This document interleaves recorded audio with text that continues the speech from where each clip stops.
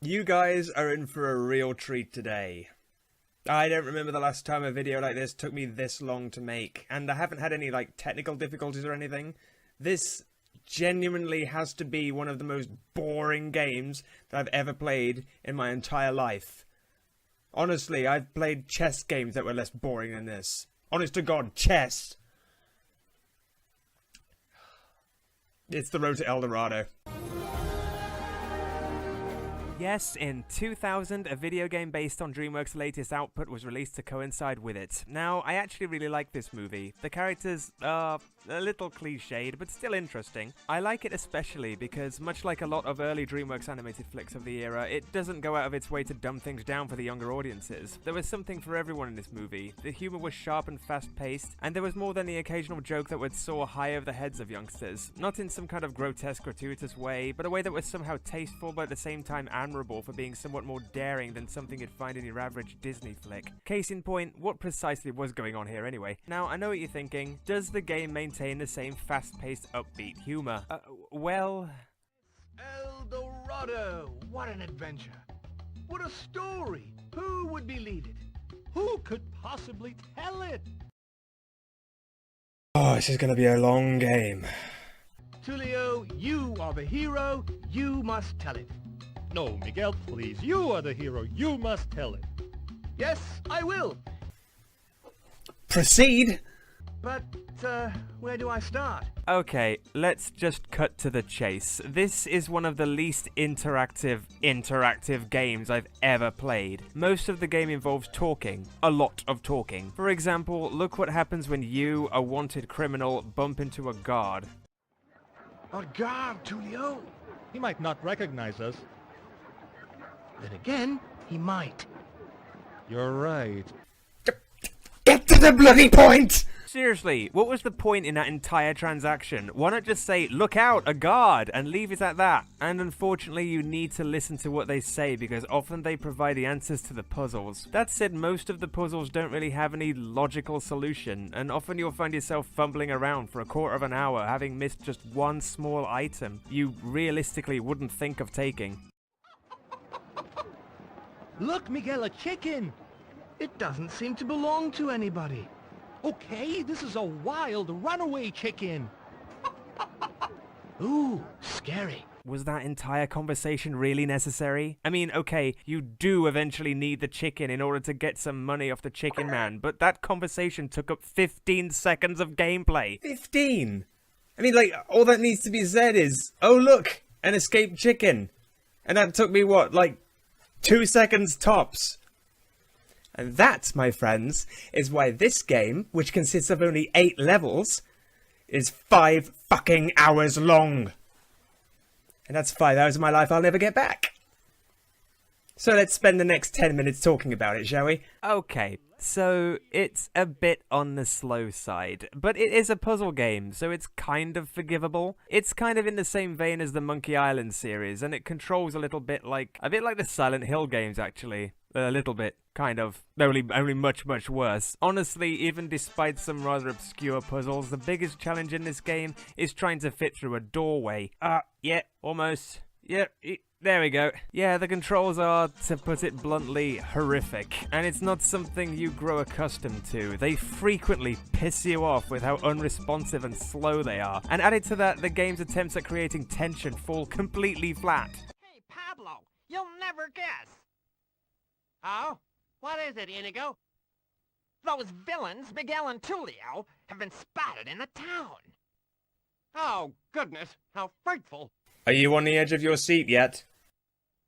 Come, Inigo, we must prevent them from leaving.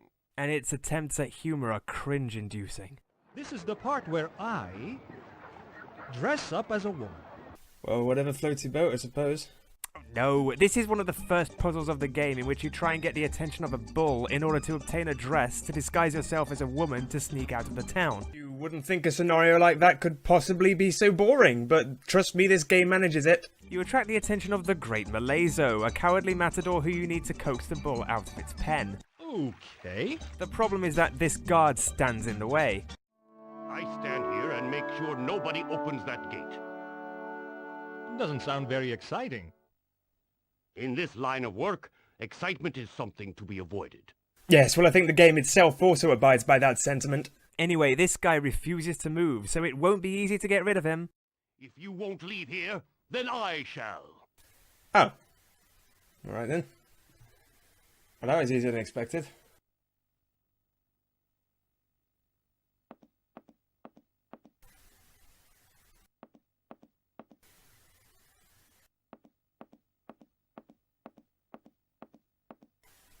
Finally! Oh, it's Malazo. Alright, calm down, love. Oh, and in case you were wondering, this is actually one of the most exciting parts of the game. No, really. Yes, amazingly, this game has a knack for making the most exciting events extremely tedious.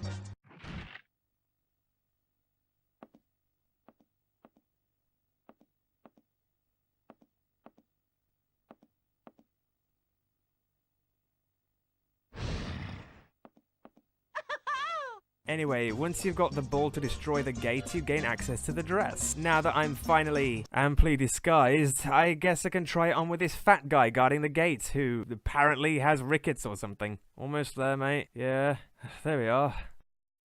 Nobody passes this. Why, hello, my dear. Oh, hello. Bonsoir, mes amis. My husband. He's on Cortez's ship.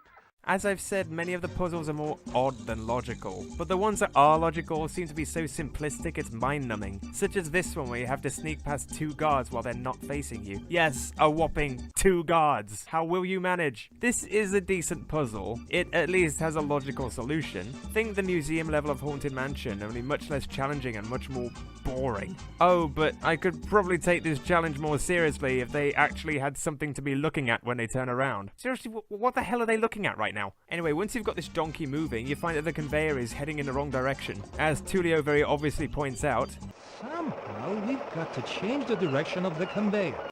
what to do? Oh, I wonder what that switch does. Miguel, it's changed the direction of that last conveyor. Problem solved. That's that then. Most challenging puzzle. Voyage to the New World. The next level sees you try to escape Cortez's brig, which again sounds exciting, but trust me, it's not. Just to give you an idea of how obscure these puzzles are, let's take a look at this one. Okay, first you need to get 2 specific coloured keys from a monkey named Josephine. You accomplish this by feeding her biscuits. Actually, they taste like sun-baked camel dung. Can't really say I'm in any position to comment, really. This part is essentially trial and error, and it can take a good half an hour on your first playthrough just to figure out precisely what you need to do. Shortly afterwards, Tulio is caught, and you need to figure out a way to get Miguel to the Cannon magazine. Honestly, I spent ages trying to figure out what to do next, but it turns out you just have to keep provoking Tulio until he bangs his head on the beam, causing the rope ladder to unfurl. Obviously. Then Miguel explicitly tells you he needs a disguise. After another quarter of an hour fucking about looking for a costume, I then noticed a red cloth, which is somehow an extremely convincing disguise. Either that or this cannon guy is unfathomably stupid. Hey, don't just stand around doing nothing. Anyway, he instructs you to polish the cannon and you'll get a biscuit. Which you of course want because... Yep.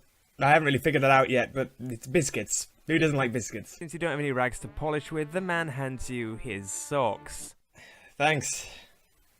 Long story short... Shorter. With few clues, you need to prop open the trapdoor with the boat hook, stuff the biscuits inside, trap the rat, put the rat in a sock, take the rat in the sock to the cannon man, and then douse the other sock in oil to light the cannon and blow a hole in the side of the ship.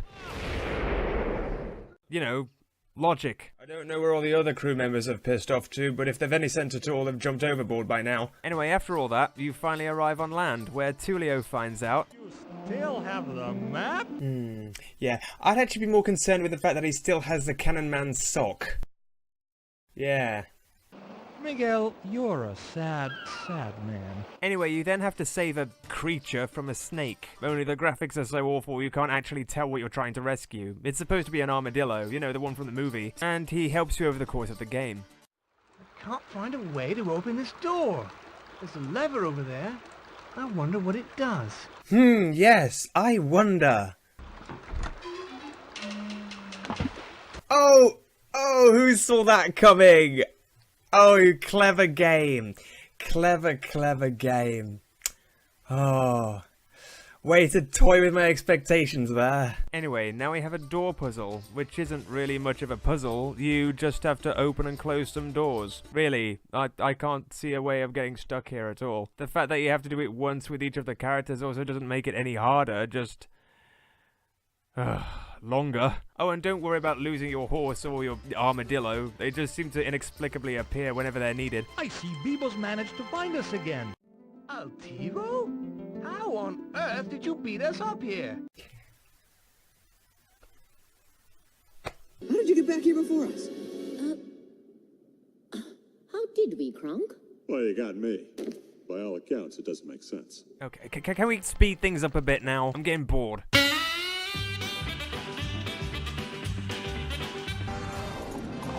Oh, well, it looks like the game had the same idea. Seriously, I haven't really skipped much out at all. This is genuinely the next level. As soon as you find El Dorado, you don't explore the place, you skip straight to saving it. Which is good, I guess. On with the action.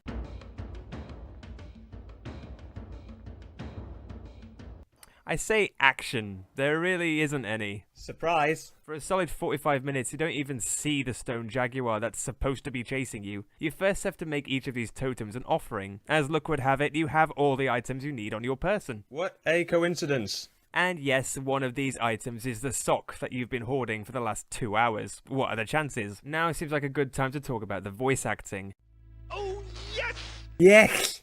The voice acting is strange to me. I mean, maybe they were trying to liven things up a bit by putting on some weird accents and intonations, but there are some voices that are clearly meant to be threatening that just sound, well, listen to this. My God!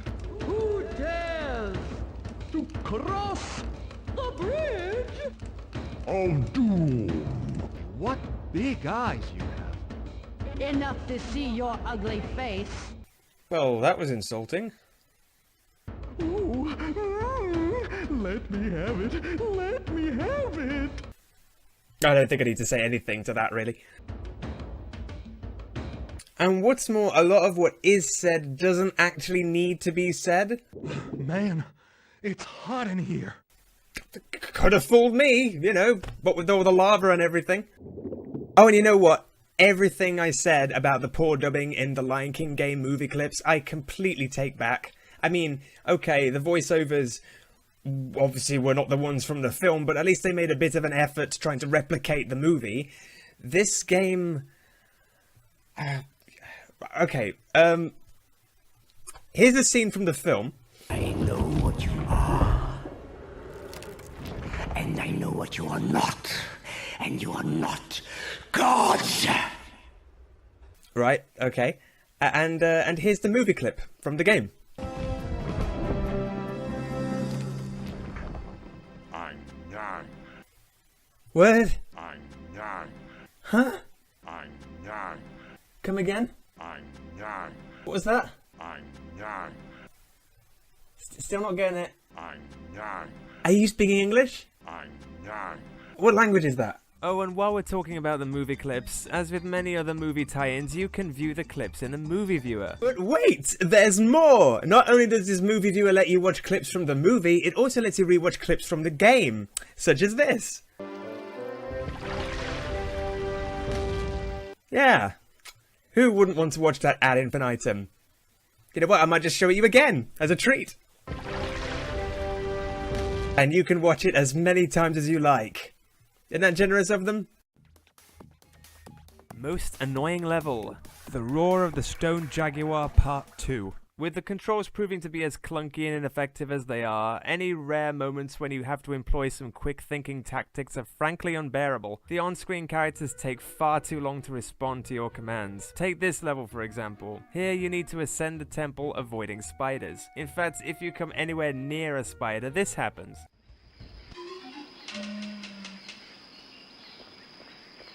As you can tell, this gets frustrating, particularly when you need your partner to pull a lever for you to ensure the spider isn't on the same level as you. You want me to pull the lever now? If you wouldn't mind.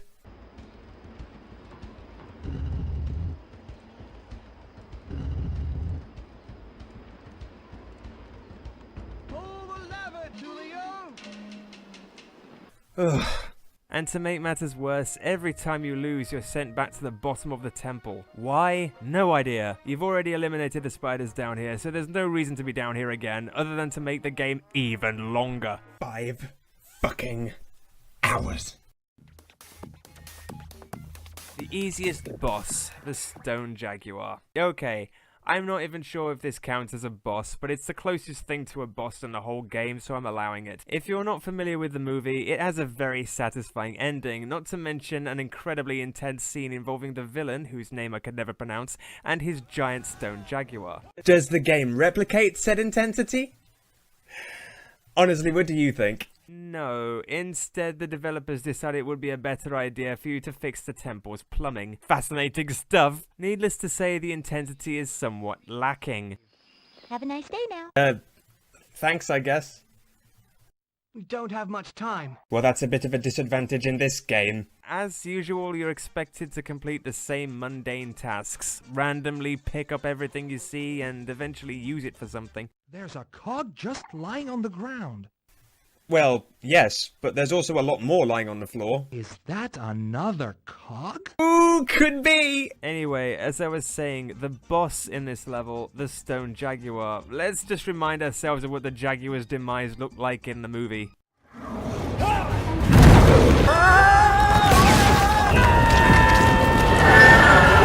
Okay. Okay, now let's see the game. I've nothing else to say about this. I mean, just look at it. Really.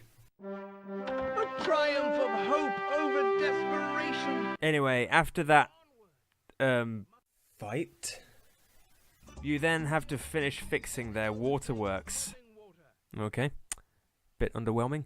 Well, okay, but at least you know it's going to pose a bit of a challenge, you know? I mean, once all the cogs are in place, it's not going to be as easy as just, like, flicking a switch on the wall or something. Oh, okay. Nope, that's exactly what you do. Okay, never mind. What have you done? We're all going to die! Tulio? We're alive! Hooray! Oh. Panic over, I guess. Water's flowing! Great! Yes, once you've got the water flowing again, that's it. You're done. Finished. What in the name of squash banana pudding was that all about? Oh my god, music. I've never been happier to hear music in my life.